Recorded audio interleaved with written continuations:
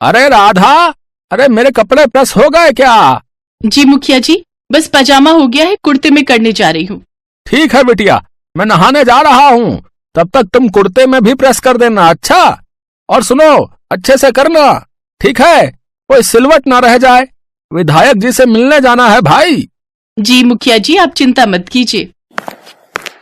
इतना कहकर राधा मुखिया जी के कुर्ते पर प्रेस करने लगी, लेकिन वो पूरे कुर्ते पर प्रेस कर पाती उससे पहले ही लाइट चली गई।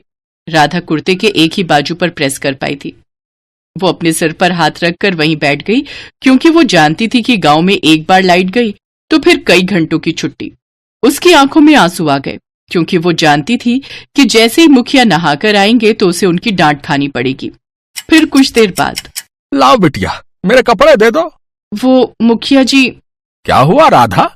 मुखिया जी, पजामा तो हो गया, पर कुर्ते की एक बाह पर ही प्रेस हो पाई। वो प्रेस करते हुए लाइट चली गई बीच में ही। धत तेरे की राधा, ये सब तुम्हारी गलती है। अगर तुम 5 मिनट पहले आ जाती तो मेरा कुर्ता भी प्रेस हो जाता और पैजामा भी। अरे पहले कुर्ता ही कर लेती बेटी, पैजामा तो फिर भी नीचे चल जाता है। खैर, अब क्या कर सकते हैं। आज विधायक जी के सामने इस समस्या को भी रखूंगा। जब देखो गांव में बिजली रहती ही नहीं है। अरे सुनती हो? अरे जरा देखना, कोई कुर्ता कम सिलवट का पड़ा है क्या? लाचारी में मुखिया जी ने अपनी पत्नी को आवाज लगाई। मुखिया जी स्वभाव के बड़े अच्छे आदमी थे। वो गांव में सबसे पैसे वाले आदमी थे। राधा के पिता राम दुलारी मुखिया जी के खेतों में काम करते थे और राधा उनके घर के छोटे मोटे काम कर देती थी। उस दिन राधा सीधे घर गई और फिर स्कूल चली गई। स्कूल में वो सारा दिन यही बात सोचती रही कि कितना अच्छा होता अगर बिना बिजली के भी कपड़ों में प्रेस हो जाती। शाम को वो मुखिया जी के घर पर बर्तन धोने के लिए गई। वो बर्तन धो ही रही थी कि तभी फिर से बिजली चली गई। अरे यार, ये लाइट फिर चली गई है। मुखिया जी, आपने विधायक जी से बात की थी क्या?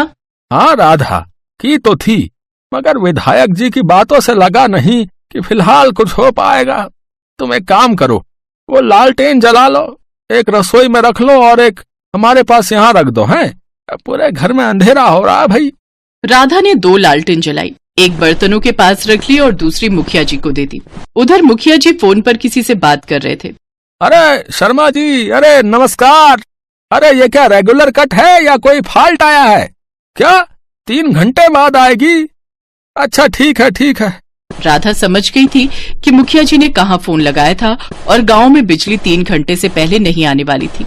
ऐसे में राधा बर्तन धोते हुए सोचने लगी कि वो इस समस्या के लिए क्या कर सकती है। अगले दिन स्कूल में, बच्चों मेरी बात ध्यान से सुनो। सरकार सरकारी स्कूल के बच्चों के लिए प्रतियोगिता आयोजित कराने जा रही है, जिसमें आप सब भाग ले सकते हो। आपको करना ये है कि कुछ नया आइडिया सोचो और उसका मॉडल बनाओ। जिसका आइडिया सबसे अच्छा और बढ़िया लगेगा उसे राजधानी में शिक्षा मंत्री खुद सम्मानित करेंगे और हो सकता है कि उसे आगे अच्छे कॉलेज में एडमिशन के लिए स्कॉलरशिप भी मिल जाए। सब मेरी बात समझ गए ना? राधा समेत पूरी क्लास ने हाँ में सिर हिला दिया। ये बड़ा मौका था जो राधा अपने हाथों से जाने नहीं देना चाहती थी। वो उसी पल के बाद से सोचने लगी कि वो क्या बन सकती है। पूरे दिन में उसके मन में कई विचार आए, लेकिन उसे कुछ ऐसा सोचना था जो काम का भी हो और उसे बनाने में ज्यादा पैसे भी ना लगे, क्योंकि उसके पास बड़ा मॉडल बनाने के लिए पैसे नहीं थे। स्कूल से छुट्टी होने के बाद राधा सीधा मुखिया जी के घर गई। अरे राधा, अरे आ गई बेटा। अरे मुझे कहीं निकलना है तो एक काम कर दो, मेरे कुर्ते पैजामे में प्रेस कर दो। और सुनो, आज पहले कुर्ते में प्रेस करना, पैजामे में बाद में, ठीक है? मुखिया जी हंसते हुए ये बात कहकर वहां से चले गए। उधर मुखिया जी की बात सुनकर राधा भी मुस्कुरा दी। राधा ने फौरन प्रेस लगाई और उसके गर्म होने का इंतजार करने लगी। उसने कुर्ते में प्रेस करने के लिए उसे सीधा किया। उस वक्त भी उसके दिमाग में टीचर की बात घूम रही थी और वो सोच रही थी कि वो क्या बना सकती है। जैसे ही राधा ने कुर्ते के कॉलर में प्रेस करनी शुरू की, वैसे ही एक बार फिर लाइट चली गई, लेकिन इस बार बिजली की ही रफ्तार से राधा के दिमाग की बत्ती जल गई। राधा समझ गई थी कि उसे क्या बनाना चाहिए और फिर क्या हुआ राधा बिटिया? फिर से बत्ती चली गई मुखिया जी। ए भगवान, अरे अब मैं क्या करूं? मुझे एक जरूरी बैठक में जाना था। मुखिया जी, मुझे आपसे कुछ बात करनी थी। हाँ हाँ बोल ना राधा, बोल, क्या बात है बेटा? राधा ने एक सांस में स्कूल में मॉडल वाली बात मुखिया जी को बता दी और फिर वो बोली, अगर आप मेरी थोड़ी मदद कर दें तो मेरा जीवन संवर सकता है और जब तक मैं यहाँ हूँ, चाहे बिजली हो या ना हो, आपके कपड़े प्रेस मिलेंगे। अरे अरे वो तो ठीक है बेटा, पर ये बताओ कि तुम बनाना क्या चाहती हो? मैं सौर ऊर्जा से चलने वाली प्रेस बनाऊंगी मुखिया जी। अरे वाह, ये तो सुनने में बहुत ही अच्छा लग रहा है। एक काम करो, ये लो 5,000 रुपए हैं। तुम काम शुरू करो और अगर कुछ कम पड़े तो बता देना। और हाँ, जल्दी ही बना कर दिखाओ हमें ये चमत्कारी चीज। अगली बैठक में मैं बिना प्रेस के कुर्ता पहनकर नहीं जाना चाहता भाई। मुखिया ने हंसकर राधा के सिर पर हाथ रखा और उसे पैसे देकर चले गए। राधा की खुशी का ठिकाना नहीं था। वो भागी भागी अपने घर गई और एक कॉपी में अपने सोलर प्रेस का डिजाइन बनाने लगी। डिजाइन बनाने के बाद वो सीधा बढ़ई के पास गई और उससे लकड़ी का एक बक्सा बनवाया। उसके बाद वो एक कांच और काला पेंट ले आई। फिर अगले दिन, हाँ राधा, कैसा चल रहा है काम? सारा सामान आ गया है मुखिया जी, जल्दी ही काम पूरा कर लूंगी। शाबाश बेटा, मुझे उम्मीद है कि तुम जरूर कुछ बड़ा करोगी। राधा ने मुखिया जी के यहाँ सारा काम निपटाया और अपने घर चली आई। उसने उस लकड़ी के बक्से में काला पेंट किया और उसके ठीक बीचों बीच कांच की शीट रखकर ढक्कन पर शीशा लगा दिया। सूरज की किरणें जब शीशे से टकराकर बक्से में लगी कांच की शीट पर पड़ी तो थोड़ी ही देर में वो गर्म हो गई। शुरुआत में सीधा कोई कपड़ा न रखकर राधा ने एक पुराना कपड़ा लिया। उसमें कई सिलवटें थीं। राधा ने उस कपड़े को प्रेस के बक्से में बंद कर दिया और थोड़ी ही देर बाद जब उसे खोला तो उसमें से सारी सिलवटें गायब थीं। उसका आविष्कार कामयाब हो चुका था। वो सीधे उस बक्से को लेकर मुखिया जी के पास गई। मुखिया जी, ये देखिए, ये तैयार हो गया। अरे वाह, क्या बात है। अच्छा सुनो, आज तो तुम्हें ये स्कूल में जमा करना होगा ना? जी मुखिया जी। वैसे तो अभी बिजली आ रही है, लेकिन एक काम करो, आज मेरे कुर्ते पैजामे में इसी से प्रेस करके दिखाओ तो। राधा मुखिया जी के साथ उस बक्से को धूप में ले गई और वहां उनके कुर्ते को अच्छी तरह से फैलाकर उसने बक्से का ढक्कन बंद कर दिया। और जैसे ही उसने बक्सा खोला तो कुर्ता प्रेस होकर बिल्कुल तैयार था। मुखिया जी बड़े खुश हुए। उन्हें राधा पर बड़ा गर्व हो रहा था। फिर स्कूल की प्रदर्शनी में, हाँ गुड़िया, ये बताओ, ये क्या बनाया है आपने? जरा इसके बारे में बताओ। सर, ये सोलर प्रेस है। अच्छा, अरे वाह, ये काम करती है? कलेक्टर साहब, जो मैंने कुर्ता पायजामा पहना है ना, आज इसी बक्से में प्रेस हुआ है। हाँ। मुखिया जी की बात सुनकर कलेक्टर हैरान थे। उन्होंने स्कूल के प्रिंसिपल से उस मॉडल को राजधानी भेजने को कहा और राधा की पीठ थपथपाकर वहां से चले गए। मुखिया जी की आंखों में राधा के लिए खुशी थी और राधा की आंखों में अपने सुनहरे भविष्य के लिए सपने।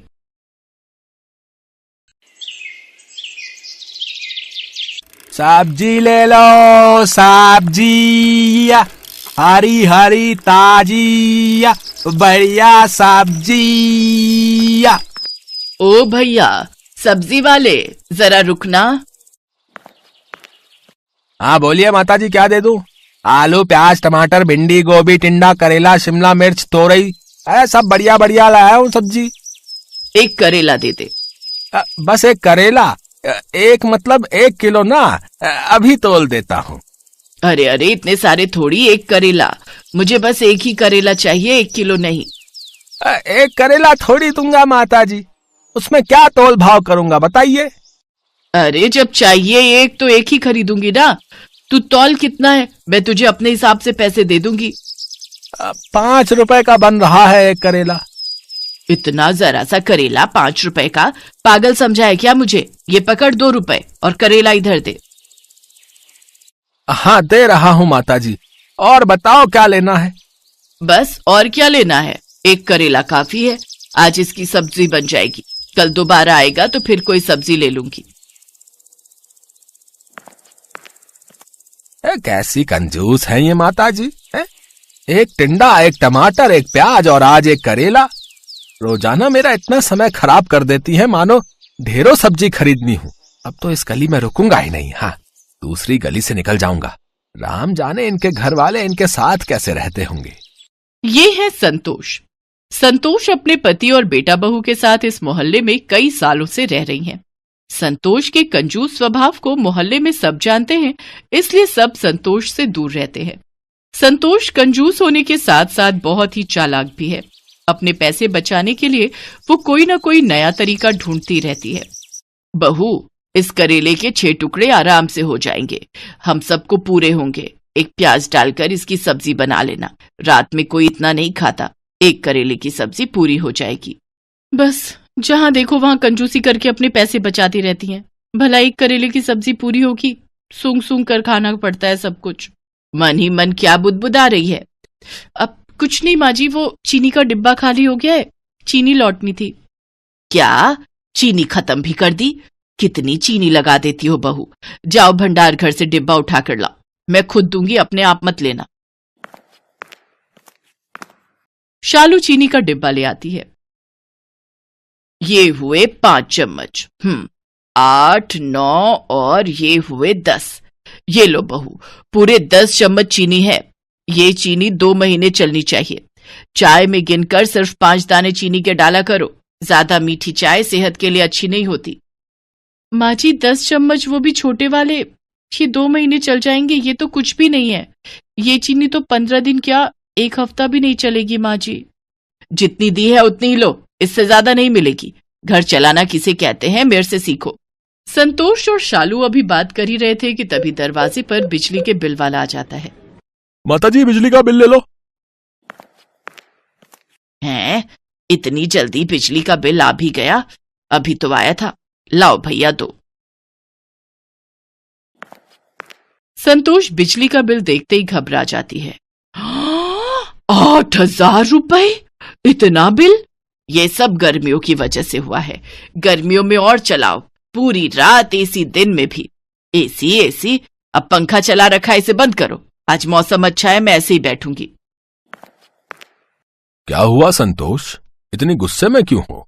ये लो बहू, दशहरी आम आ गए हैं, रास्ते से लेता हुआ आया हूं।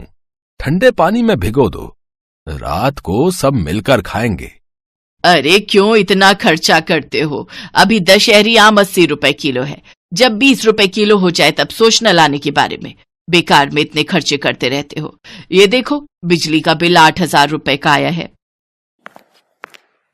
माँ ये तो कुछ भी नहीं आया, मेरे दोस्त का 15,000 का बिल आया। दिन रात एसी चलाते हैं वो लोग, हम लोग तो फिर भी कितनी बचत करते हैं। माँ जी तो दिन में भी पंखा नहीं चलाने देती हैं, बोलती हैं ठंडा मौसम में बंद कर दे। तो इसमें गलत क्या है? हैं, बचत करती हूँ। संतोष गर्मियों में तो कम से कम कंजूसी करना छोड़ दो, सर्दियों में तो अलग बात है। वैसे ही बिजली का बिल कम आता है। कितनी गर्मी पड़ रही है, मई का मौसम लग गया है। ये 3-4 महीने ही होते हैं जो गर्मी ज्यादा होती है, फिर आगे कौन सा इतना बिल आना है। तुम भी फालतू की चिंता करती हो। बहू पंखा खोल दो, गर्मी हो रही है। अरे बाहर कितनी ठंडी हवा चल रही है, बारिश आने वाली है, मौसम अच्छा है। जब प्राकृतिक पंखा चल रहा है तो ये बिजली के पंखे चलाने की क्या जरूरत है? तुम लोग नहीं सुधरोगे, मुझे ही कुछ करना पड़ेगा। पता नहीं संतोष के दिमाग में क्या चल रहा था। एक दिन संतोष टीवी में एक नाटक देख रही थी जिसमें उसने देखा एक औरत ने मीटर की सेटिंग करवाई थी जिससे उसका बिजली का बिल बिल्कुल भी नहीं आया, और वहीं से संतोष का दिमाग घूमने लगा। उसने एक बिजली की दुकान पर काम करने वाले एक लड़के को अपने साथ मिला लिया और उसे रिश्वत देने लगी। देखो भैया, मैं तुम्हें अभी के अभी 200 रुपए दूंगी, इस बिजली के मीटर में सेटिंग कर दो ताकि बिजली का बिल कम से कम आए, और ऐसी सेटिंग करना कि बिजली विभाग वालों को पता न चले। माताजी चिंता मत करो, हमारा तो ये रोज का काम है। मैं मीटर में ऐसी सेटिंग कर जाऊंगा ना कि बिजली विभाग वाले ढूंढ ही नहीं पाएंगे।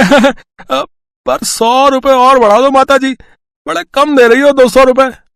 एक काम कर, तू जा, मैं किसी और बिजली वाले को बुला लूंगी। 200 से 1 रुपया ऊपर नहीं दूंगी। करना है तो कर, नहीं तो और भी बिजली वाले हैं मेरी नजर में। अरे अरे माताजी आप तो गुस्सा हो गए। कर रहा हूँ ना, कर रहा हूँ। ये लो बस हो गया आपका काम। ये लो, कर दी मैंने सेटिंग, अब आपका बिजली का बिल कम से कम आएगा। संतोष खुश हो जाती है कि जितना मर्जी पंखे कूलर एसी चलाओ, बिल आएगा ही नहीं। माँ जी बिजली चोरी करना अपराध है, अगर किसी को पता चल गया तो मैंने सुना है बहुत जुर्माना लगता है। तू अपने काम से काम रख, और खबरदार अगर तूने अपने ससुर जी और विनोद को ये बात बताई, वो कल ही सेटिंग हटवा देंगे। संतोष उस दिन के बाद घर में पंखे कूलर एसी लाइट सब कुछ चला कर रखती थी। ये देखकर सब हैरान थे। शालू तो सच्चाई जानती थी पर संतोष ने उसे साफ मना किया हुआ था। एक दिन पड़ोसन शांति संतोष की सारी बातें सुन लेती है।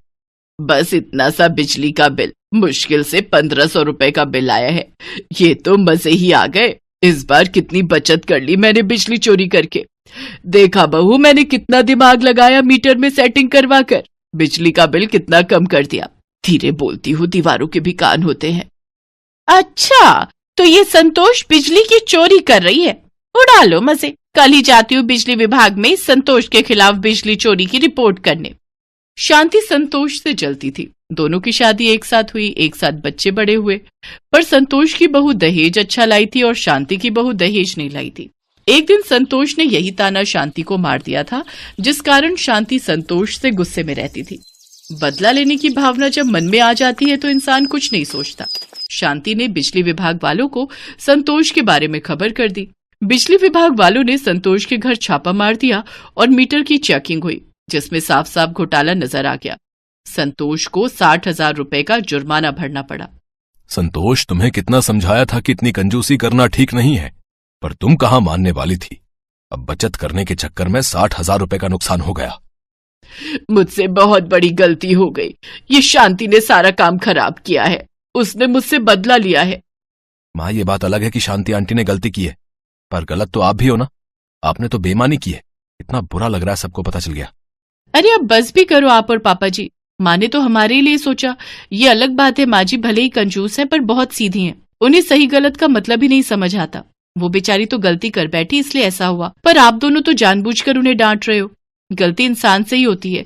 माँ को अपनी गलती का एहसास हो गया कि बहुत बड़ी बात है। माँ जी आप चिंता मत करो। अरे ये पंखा क्यों बंद है? रुको मैं अभी चलाती हूँ। अरे बहू रहने दे, बिजली का बिल बहुत आएगा। अब तो मीटर में कोई सेटिंग भी नहीं है। माँ जी अभी भी और सब ठहाका लगाकर हंसने लगते हैं। संतोष को अपनी गलती का एहसास हो गया था। उस दिन से संतोष ने कंजूसी करना छोड़ा तो नहीं, पर कम जरूर कर दिया। Thanks for watching.